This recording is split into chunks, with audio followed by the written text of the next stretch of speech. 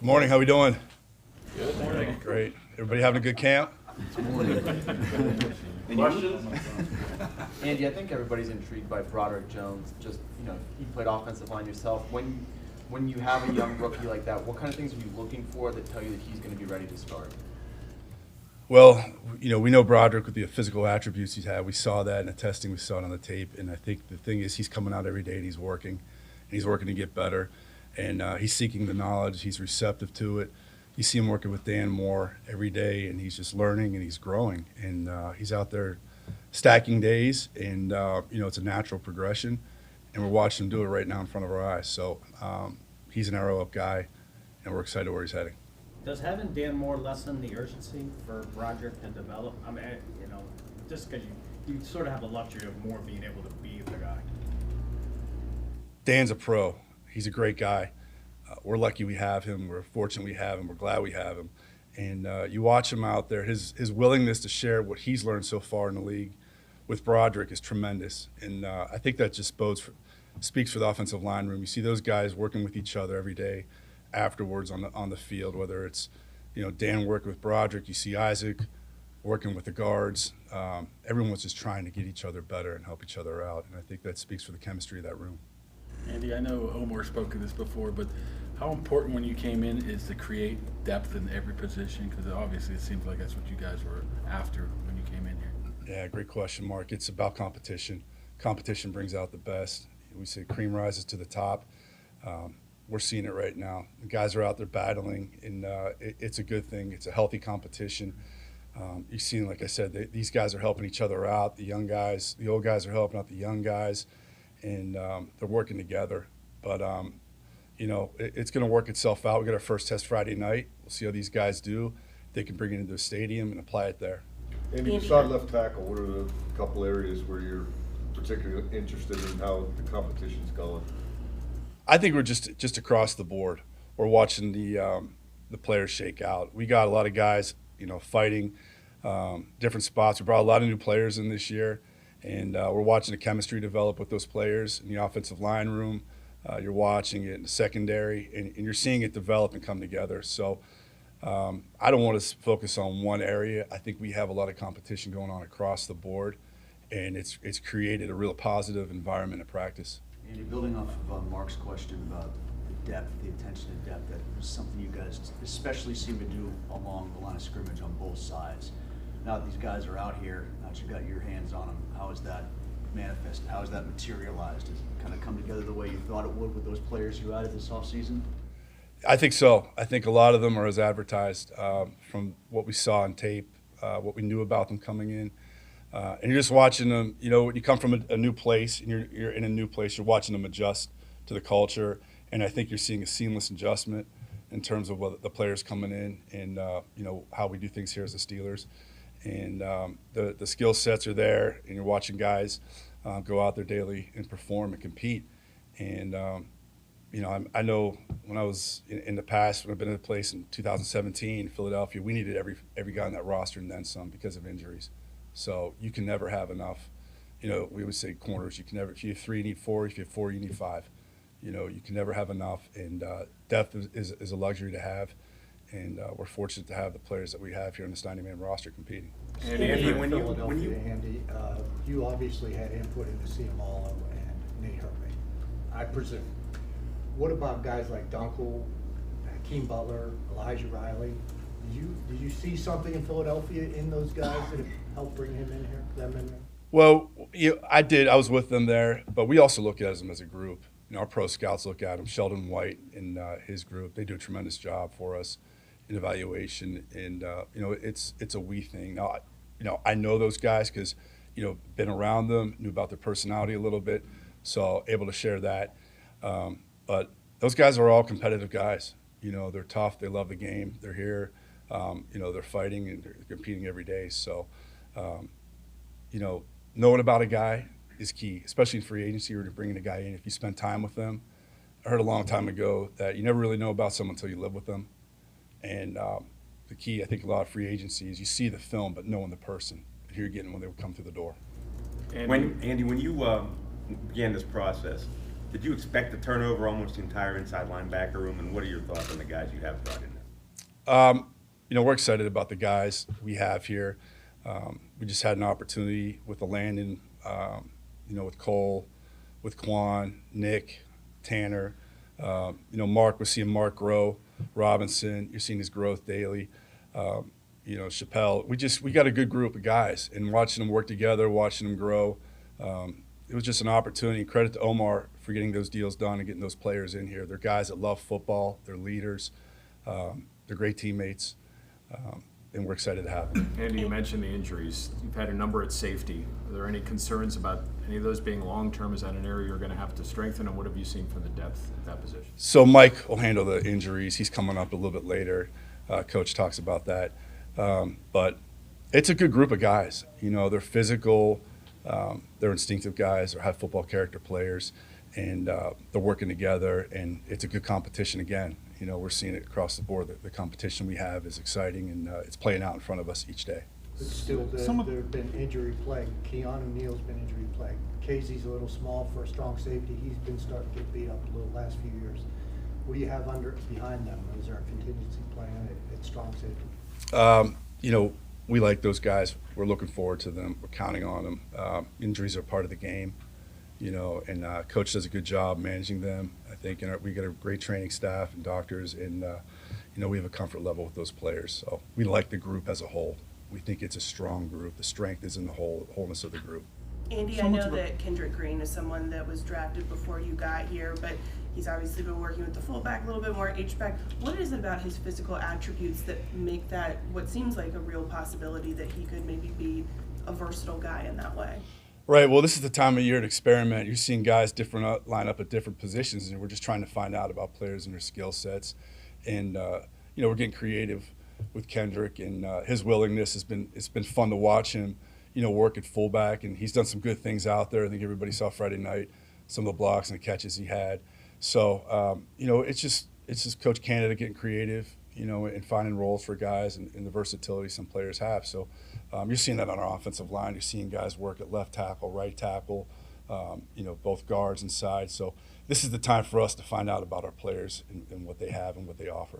As someone with an offensive line background, how rare is it to find an O-lineman that has his style of athleticism?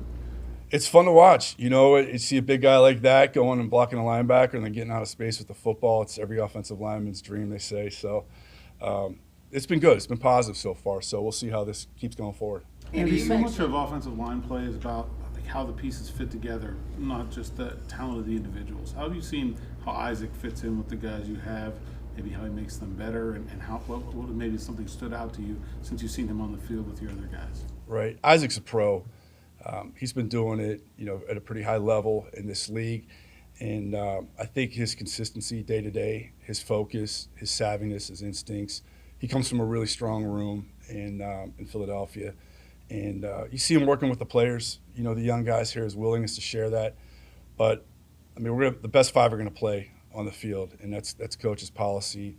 And it's a good group right now. I think having him, bringing Nate in, the Ravens out there battling, and then the young guys that we have here, Spencer, Broderick, Dylan, all those guys, Bill Dunkel, every one of them, they're out there fighting every day, and they're available. So we're just watching it play out in front of us and see what happens moving forward. Andy, you mentioned seeing the group and the chemistry kind of develop up to this point. How crucial were some of the veterans that you guys brought in, and guys like Patrick Peterson, Allen Robinson, to that development of this team chemistry, especially with some of those younger guys in those groups? Right. I think they're high football character guys and they're pros. And anytime you have an opportunity guy that still has a talent level that they have and they can come in, they're going to add to your culture. We always talk about guys that can add to your culture. They're Steeler type of people. We look for those guys, and credit to Omar for getting those deals done and bringing those kind of players in. So they've been good here. They've been as advertised, and we're happy to have them.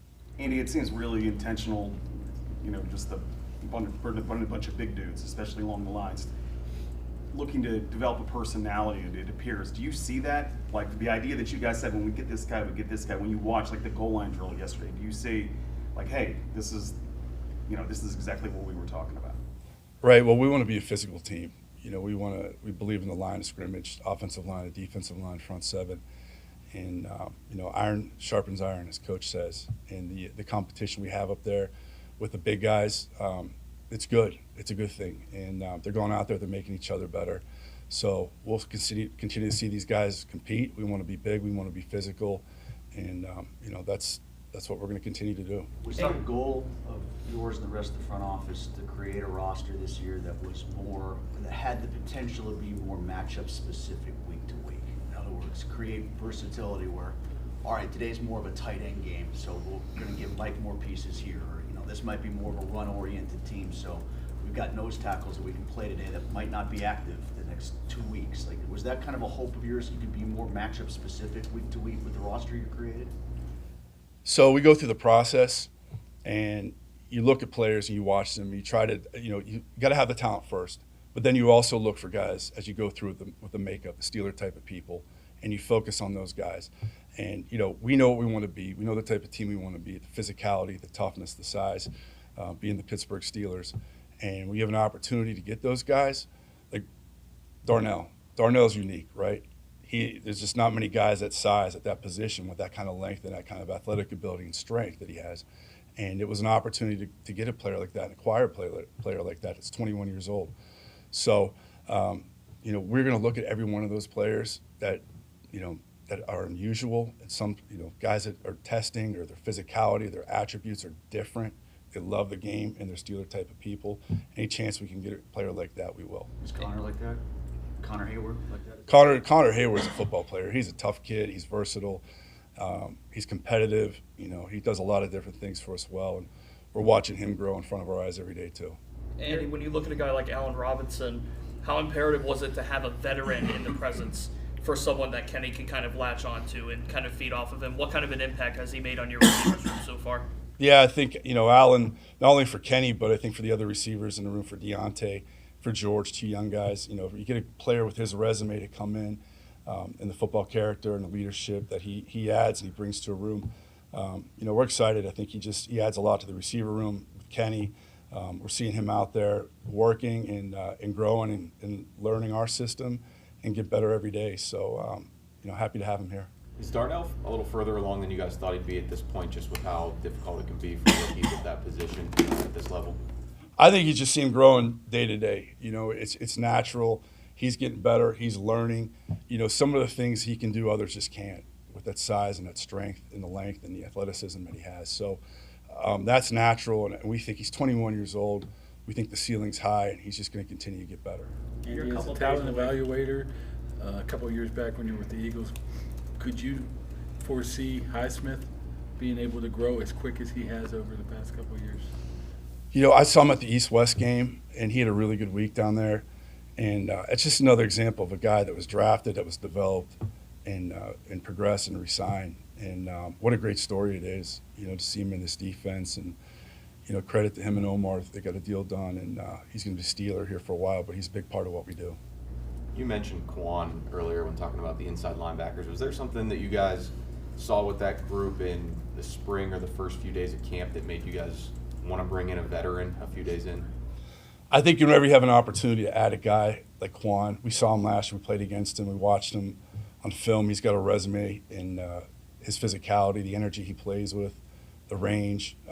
It was just an opportunity to add another guy to the group. So we did so. Anytime we have a chance like that, we're going to look at it. This is a Super Bowl roster in your mind? We're just out here getting better day to day. It's a fun group to be around. I think the guys like being around each other, and watching them grow each day is exciting. Now that it's been 15 months, has the division of labor, like you, Omar, Mike, Sheldon, whoever, been what you expected? Has it evolved over time in terms of how you guys divide up what you're doing every day? Yeah, I love coming to work, and I love working with those guys. I never worked with Sheldon White in the past, but what a great guy, what a pro. He's been doing it for a long time, and he's a great person to go to. He's had different roles, and I enjoy working with him, Omar, Mike. It's a transparency. There's a chemistry, and we're just trying at the end of the day do what's best for the Pittsburgh Steelers to try and get the 7th Super Bowl here. That's the goal. You talk about depth. There's a couple free agents you sign, then you sign another free agent at that position, and maybe draft somebody at that position. do you guys, how much do you vet, like, in terms of, a couple years ago, there was somebody here didn't like being a backup, like a veteran coming in. Do you guys work with that type of, see if he's willing to, hey, we might bring in somebody else, you might not have the job you think right now, and it'll lead to something? Well, I think you just got to know the player you get when they come through the door. That's the key. And all the work that our scouts do on players in college, the background information we get from them there, we'll lean on that, and then we'll check in the league with the resources that we have. And you just want to know about each player. Do they fit? Do they fit? Are they Steeler type of people? Are they going to add to the culture here? And sort of building off of that, with Herbig, with the younger one, Mike T mentioned something in the offseason about, how when you get guys from the same family, you sort of know kind of what you're getting. I'm curious, in the evaluation, does that play any role in the evaluation process? Like, if it's between a guy that's a sibling of a guy you have on a roster here versus a guy who doesn't, does that sort of kind of knowing where he comes from, and does that play any role in sort of the evaluation and the decision to go in that direction? I mean, every player you look at is case by case, but in getting to know Nick Herbig and knowing Nate, I mean, they're two guys that love football. They're tough, they're smart, they love the game.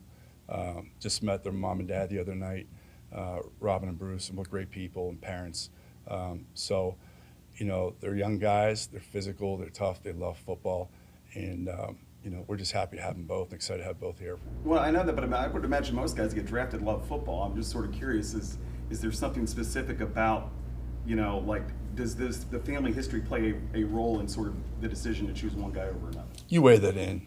It obviously comes into discussion because you know the brother, and you take that into account. You've got a couple days before you go to Tampa.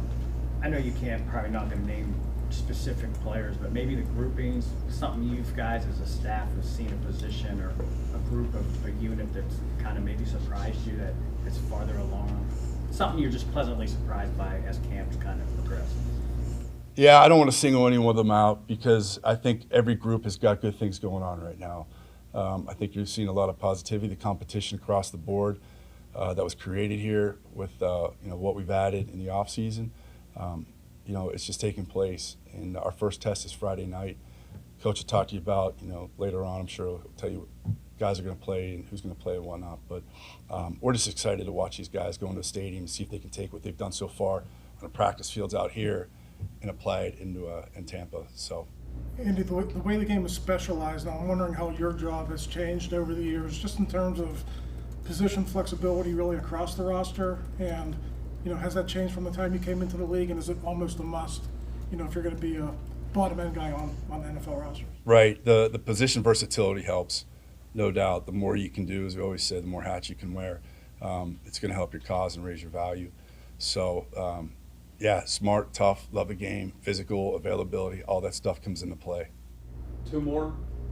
You've talked a lot about the players' growth out here at camp. What do you feel like is the biggest growth from Kenny Pickett last year to this year?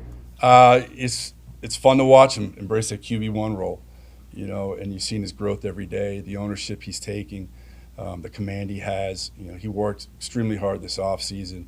He's gotten stronger. You see that in the velocity in the throws and how he's hitting all different parts of the field. And then just command, his ability to connect with his teammates, the reach he has. He's tough, he loves the game, and he works hard. And I think guys respect that. And it's just fun to watch him go out there every day and make plays. So we're excited where he's heading. Last year you guys were looking, for someone to back up Najee. Found that in Jalen. Anthony McFarland seemed like he's had a good camp. Do you feel a lot better about that group than maybe you did when you came here last year? Yeah, it's a good group. Those guys offer something different. Najee's obviously a 240-pound, workhorse. He's tough. He's physical. Jalen's been a really good find. He's an explosive kid. And, in the pass game, the run game, he offers a physicality and contact balance. And then Anthony McFarland, you're watching him emerge right now out of the backfield on third down, catching the ball. And his speed it's a matchup problem. So.